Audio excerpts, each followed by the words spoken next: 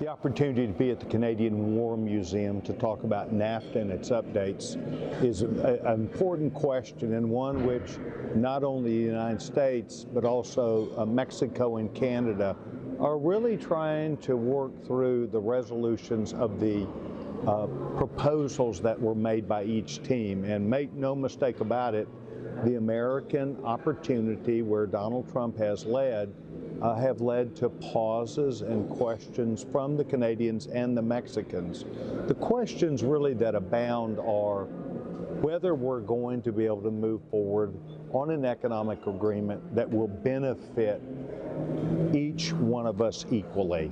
And as you move through these opportunities that we spoke about tonight, there are questions. There are questions about what's in whose best interest and whether we can come to these accommodations. There are also extraneous matters which have been interjected into the entire process.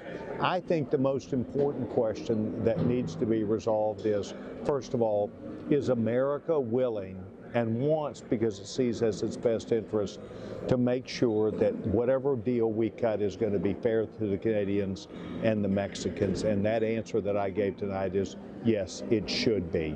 Secondly, should we update this relationship or do a netting out every 5 years or so, which is one of the discussions? And the answer is, I thought we were in it for a long run, the relationship of being together.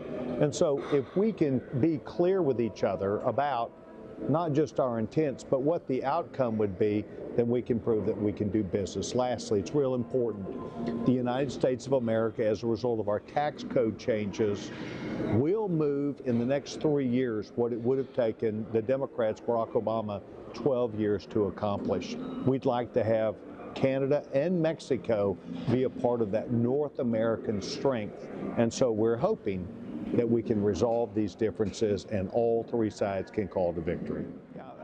Win-win-win is important because you see the United States buys much of what comes from Canada, and yet what we do when we look at it, it's $750 billion that's evenly split. A win-win-win means where Canada is today, and you and I understand that when we cannot buy Canadian lumber at a good price, from an American perspective, it causes our prices to go up. Likewise, if we aren't willing to come buy your products and we place any sort of a disadvantage of them, that places Canada in disadvantage. We have this obviously in lots of areas, including dairy products. So the question is, how can we continue to strive to make progress, update those agreements without trying to upset the apple cart? I think we can do it. Make no mistake about it, in America and in Canada, there are voices and organizations that want to highlight differences early on. I think America is now in an election year. I don't know whether this relationship with Canada and Mexico will be resolved for a trade relationship or deal this year. What I would say to all the Canadians is America wants and needs you. We want Canada to be strong, and the United States Congress, as it is sold on NAFTA. So going backwards to do anything would not be in anybody's best interest.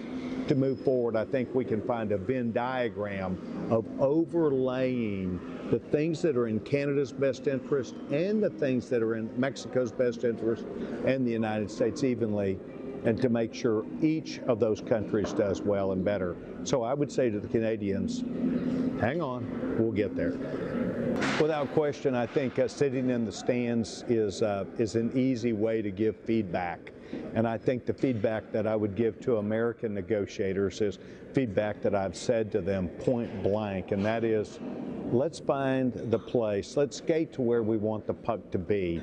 Let's not try and offer negotiation. Let's not try and offer the art of the deal to try and get a better deal. Let's look at this as a win-win for each of the countries. On the Canadian side, you've got kind of a reverse circumstance where you've got a new Prime Minister who clearly is left of center and wants to push that agenda. That's not economics.